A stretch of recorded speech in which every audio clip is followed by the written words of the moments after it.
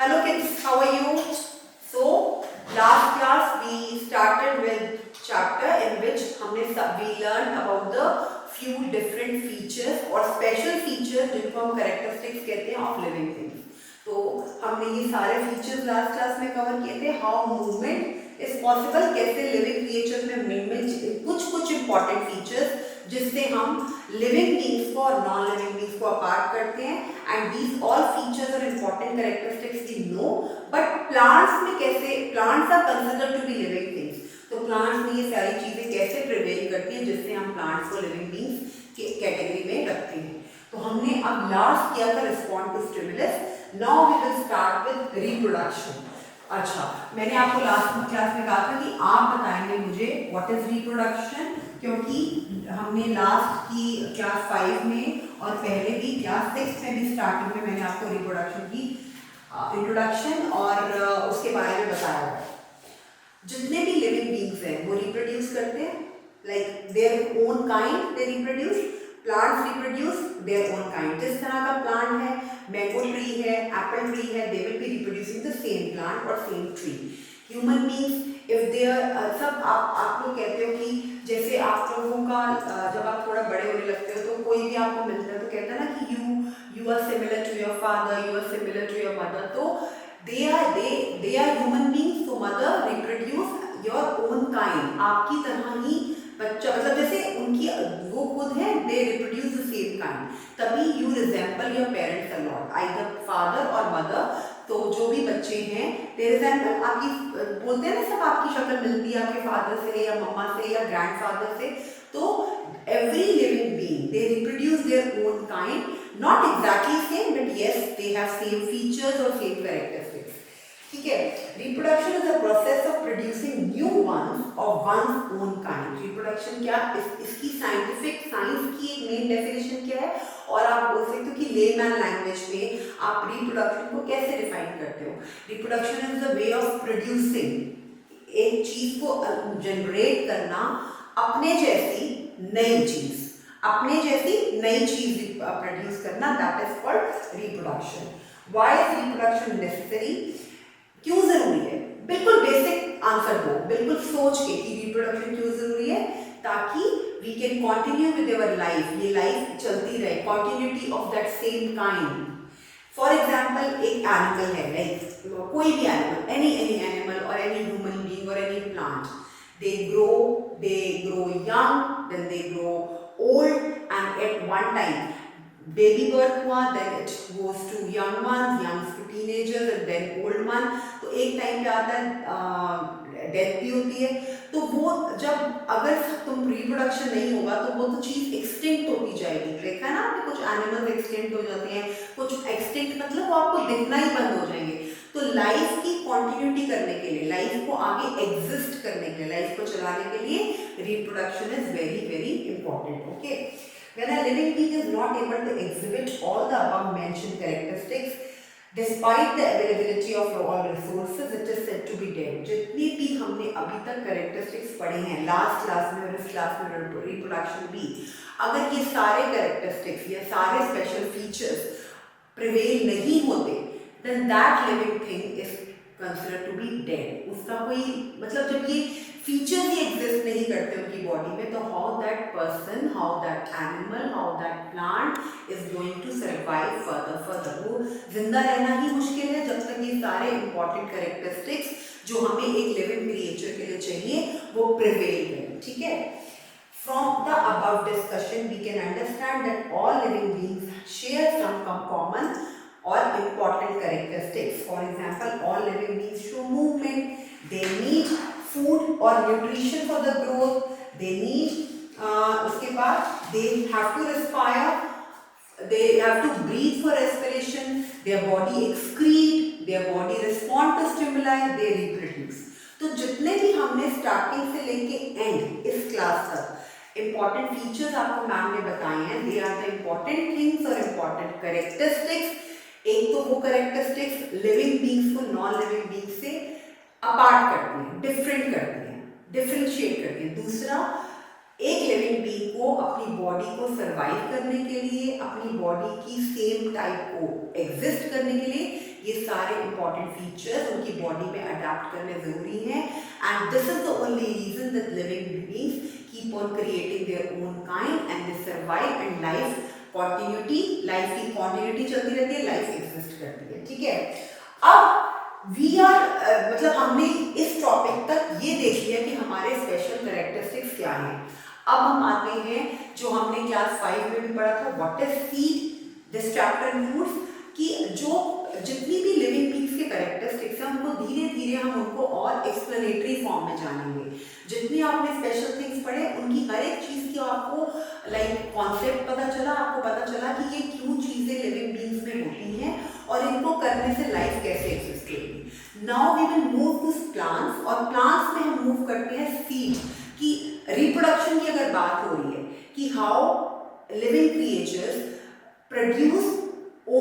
produce like special thing or different or new thing of their kind, तो उसमें how germination of seed is important। पहले तो आप ये बताओ मुझे what is the meaning of germination। हमने ये पढ़ा हुआ क्लास 5 में, और इसका पूरा स्ट्रक्चर ऑफ सीड और जर्मिनेशन ऑफ सीड का प्रोसेस डायग्राम के साथ आपने क्लास 5 में पढ़ा हुआ है। कौन बताएगा, याद करके बताओ जर्मिनेशन क्या होता है, क्या क्या कंडीशन रिक्वायर, मतलब कौन सी जरूरी चीजें हैं जो जर्मिनेशन के लिए चाहिए और जर्मिनेशन होता क्या है। How will you investigate whether these conditions have an effect on the germination of seed.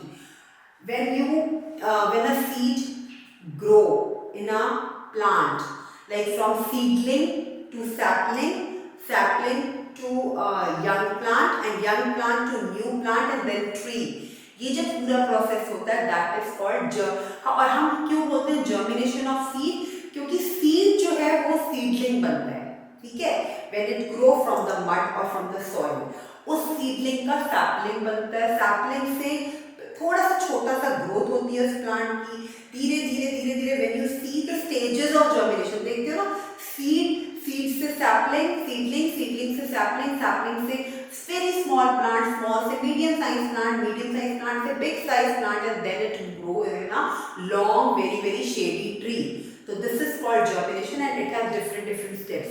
तो जर्मिनेशन के लिए क्या क्या चीजें जरूरी है, एक्सपेरिमेंट दिया हुआ है उन्होंने एक 10.2 का। इस एक्सपेरिमेंट को you will be doing on your own at your home.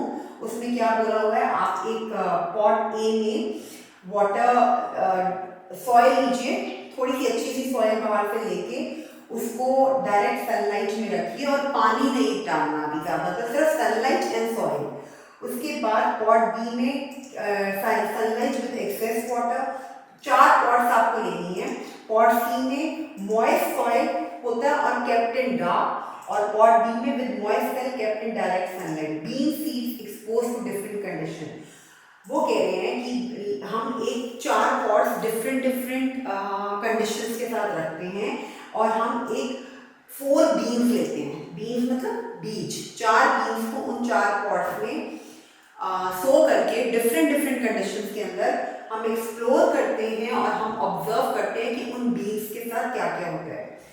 अब जो भी आपका ये एक्सपेरिमेंट होगा उसकी इफेक्ट्स, क्या क्या इफेक्ट्स हैं उनको टेबल 10.2 में लिखोगे। पहला, availability of air, sunlight, water. तो अगर एयर और वाटर की direct sunlight and without water, direct sunlight and excess of water, complete dark and moist soil. Moist soil का मतलब है थोड़ी गीली मिट्टी, ठीक है, और direct sunlight and moist soil. तो हमारे पास ये 4 कंडीशंस हैं, 4 डिफरेंट पॉट्स हैं, डिफरेंट एंड 4 कंडीशंस में सीड्स को सो किया है। तो उससे हमें क्या क्या चीजें वी कैन ऑब्जर्व, हमारी ऑब्जर्वेशन या हमारी रिकॉर्डिंग क्या है। तो ये चीज आपने कैट्स प्लीज, ये बहुत इंपॉर्टेंट है, इसको आपकी प्रिडिक्शंस क्या आती हैं, आप कैसे प्रिडिक्ट करते हो कि सीड जो है, when we have sown the seed in a soil and we have kept that seed in direct sunlight में रखा है या कम पानी में रखा है और डायरेक्ट सनलाइट में रखा है और एक्सेस वाटर में रखा है, मतलब 4 डिफरेंट कंडीशंस के अकॉर्डिंगली हमारा उसका रिजल्ट क्या निकलता है, ये आपने पूरा व्यू करके रिकॉर्डिंग को इस टेबल पे लिखना है। और फिर इस रिकॉर्डिंग को सीड जर्मिनेशन की प्रेडिक्शन क्या है आपकी, उसकी ऑब्जर्वेशन क्या है और रीजन क्या है कि why seed germinate like this, seedling से सैपलिंग में कौन सी कंडीशन में कौन सी पॉट में बेस्ट जर्मिनेट हो रहा है, वो रिकॉर्डिंग्स और ऑब्जर्वेशन आप क्लास में डिस्कस करोगे इस एक्सपेरिमेंट को करने के बाद। रेगुलरली ऑब्जर्व और compare your predictions with your observation. ठीक है, आपने अपनी जो प्रिडिक्ट किया है या जो आपने एग्जैक्टली ऑब्जर्व किया है उनको कंपेयर करना। Do you think sunlight is necessary for the germination of seed? Do the seeds in all the pods receive air, water and sunlight? Is there any pot in which air is not available and to the seeds? If so, why it is not available? Because हमने चारों को अलग अलग condition में रखा था। What happens to the seeds? मतलब वो कह रहे हैं ये सारी कंडीशन जो जो चीज़ें आपके दिमाग में आ रही हैं, जो आपने चार अलग पॉट्स, चार अलग अलग कंडीशंस में सीड सो किए हैं, वो चारों कंडीशंस जो आपके दिमाग में आ रही हैं, that you will be observing, noticing and then you will be, आप लोग उसको डिस्कस करोगे अपने फ्रेंड्स के साथ, कैट्स के साथ, और क्लास में अपने ऑब्जर्वेशंस को और प्रेडिक्शंस को एक्सप्लेन करोगे। Which of the following are essential for seed germination? Compare, आपने ये बताना है, air, water, sunlight, moist soil. ये जो चारों हमारी अलग अलग क्राइटेरिया या अलग अलग हमारे कंडीशंस हैं, कौन सी चीज़ ज़्यादा इम्पॉर्टेंट है सीड के जर्मिनेशन के लिए, आपने सारा बताना है। Why do seeds require these conditions for germination? Do you think the absence, किसी भी एक चीज़ की एब्सेंस से सीड प्रॉपर्ली जर्मिनेट नहीं होगा और वो नए प्लांट में ग्रो अप नहीं होगा। These conditions help in the effect of the following conditions have been seen in activity 10.2. We need water. See, कौन कौन सी कंडीशन जर्मिनेशन में इंपॉर्टेंट है? Water, everyone know, air and soil, air, soil, और उसके बाद लाइट एंड डार्क कंडीशन, मतलब जो कहाँ पे रखना है उसको, सनलाइट, लाइट एंड डार्क मतलब sunlight. So these are the four very important conditions of different four pods which are important for the germination or growth of seed to a new plant. Water, everyone knows, air, soil and sunlight. Seeds require water for germination. ये तो सारी चीजें जो हैं, पूरा जो they have explained what is the use of water for germination, what is the use of air for germination, moist soil और dry soil, little bit moist soil, थोड़ा सा गीली मिट्टी जैसे होती है, and proper sunlight. Light and dark, we have learned for the bean seeds, presence of light is not essential for the germination. In general, most seeds do not require light for germination, but after germination, okay. देखो, अब ये चीजें जो आपको है, आप ये खुद आंसर करोगे जब आप ये चार पॉट्स में छोटे छोटे बीन्स लेके आप सो करोगे और चारों की अलग अलग कंडीशंस होंगी एज पर दीज कंडीशंस, तो आप क्लास में उन पॉट्स को ला के लाइव दिखा भी सकते हो, and if they are heavy आप उनकी ऑब्जर्वेशंस कहीं पर लिख के घर पर क्लास में डिस्कस कर सकते हो कि क्या चीज़ किस टाइम पे नेसेसरी है सीड की जर्मिनेशन के लिए। ठीक है, तो ये पूरा आपका होमवर्क है जिसमें आपने फुल खुद एक्सपेरिमेंट करना है और उस एक्सपेरिमेंट की ऑब्जर्वेशंस को अपने माइंड में या कहीं लिख के रखना है। देन क्लास में कैट्स के सामने you will be telling your observations and understanding. देखो ये लर्निंग बाय डूइंग है, इसमें कुछ आपको लर्न नहीं करना, आपको कुछ क्रैम नहीं करना, आपने सिर्फ जो चीज़ें देखी हैं, जो ऑब्जर्व करी है, उनको आपने माइंड में बिठाया है, उन कॉन्सेप्ट को क्लियर करा है और क्लास में डिस्कस किया है। तो जर्मिनेशन ऑफ सीड्स के लिए कौन कौन सी चीज़ें नेसेसरी है, एवरीवन अंडरस्टैंड, वो आपको अच्छे से तब पता चलेगा जब इस एक्सपेरिमेंट 10.1 और 10.2 को फुल्ली करोगे और क्लास में डिस्कस होगा। हमने एक चैप्टर किया था पीछे previously, mindful eating, a path to healthy body, और उसमें हमने सीखा था कि how human body need balance diet, और उसी तरह से how plants and animals need what is required for their growth. तो हमारा नेक्स्ट टॉपिक होता है everyone knows we need food and proper nutrition for the growth and development of our body. So we have to design an activity and answer. Let us design. Page number 193 and activity 10.3. You will be designing on your own and then telling what are all things are necessary for the growth and development of plants. हम अभी human beings की बात नहीं कर रहे, हम कर रहे हैं growth and movement in plants. ठीक है, तो इसकी फटाफट से रीडिंग करते हैं. I tell you what to do with this. Growth and movement in plants. Growth and movement in plants. ठीक है, इसके लिए आपने क्या एक्सपेरिमेंट करना है. If it is possible you will do, otherwise you will understand it verbally. आराम से वैसे समझो. आप कोई बीन और ग्राम सीड सबके घरों में होते हैं, छोटे बीन, छोटे seeds. Allow them to germinate to on a moist cloth और moist. If you remember in class 4 I told you how to take out the sprouts from green that moong dal. So you have to pour some water droplets on that. उस दाल के अंदर थोड़ा सा आपको एक पानी का छिड़काव करके उसको मसलिन क्लोथ में you have to keep it under sunlight or in the shade.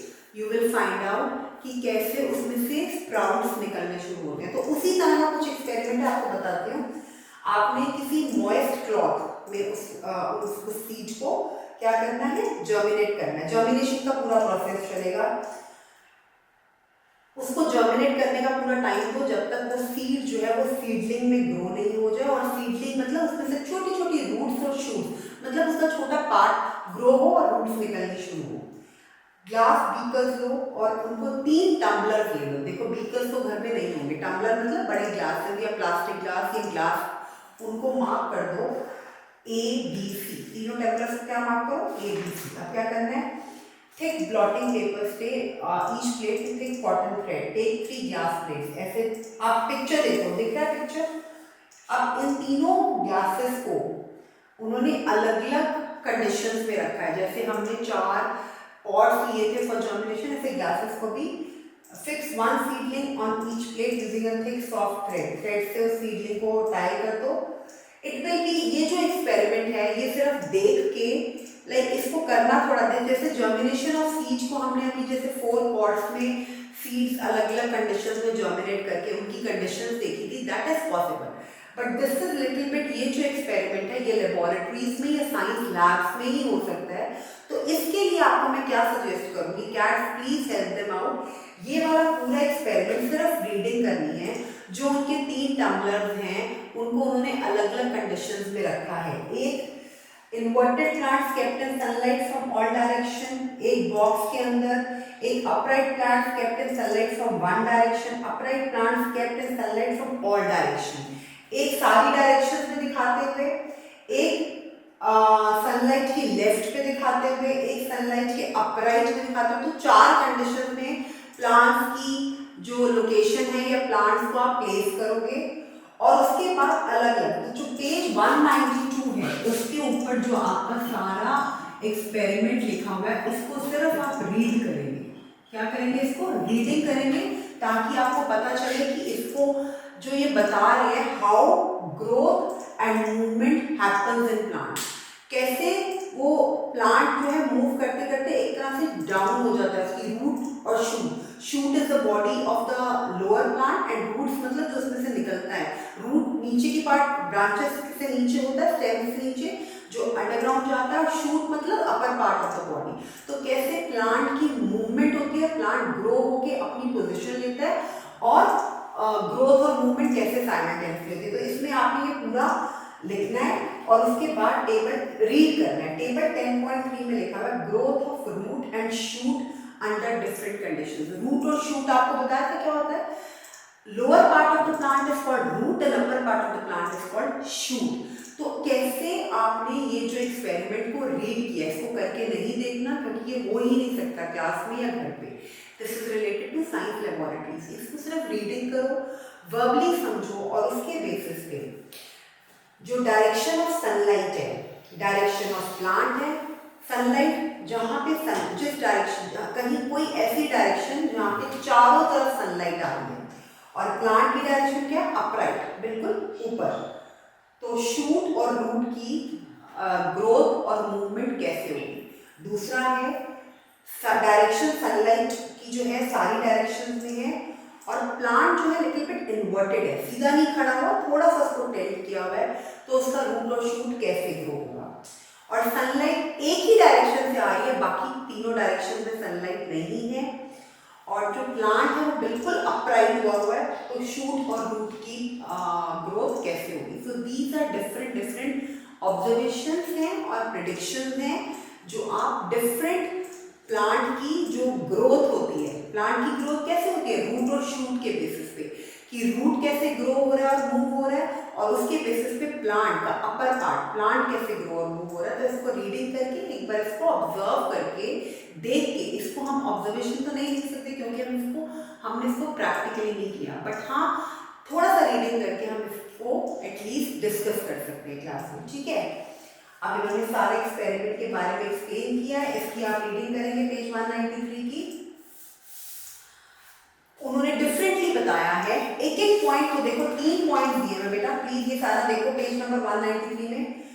पहला point, when the plant is kept upright, जब प्लांट को हमने बिल्कुल स्ट्रेट अपराइट रखा था, रूट जो है नीचे की तरफ से ग्रो होगी और शूट जो है, अब देखो अलग अलग कंडीशन, ये आपको लर्न करके समझना है।